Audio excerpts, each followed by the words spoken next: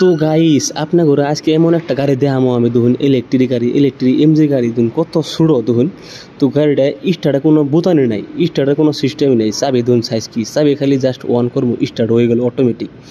তো দেখুন গাড়িটা আনে ঘরে আমি সিস্টেমটা দেখাইতেছি, ভিতরে কন্ডিশনটা দেখাইতেছি কিরম সিস্টেম। ম্যাডাম একটা নিয়েছে গাড়িটা, তো দেখেন গাড়ি যে অন করলাম বাস স্টার্ট হয়ে গেল। তো ভিতরে কন্ডিশনটা দেখেন আপনারা,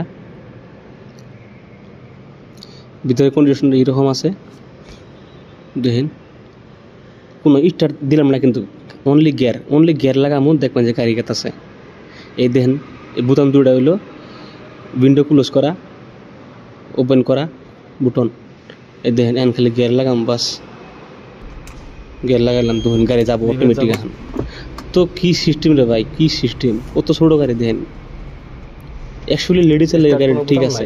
ধরুন রিভেস নিতেছি আমি, রিভেস যাইতাছি, তো গাড়িটা আনাম পার্কিং করবো। ওই গাড়িটা দেখুন পার্কিং করা শেষ।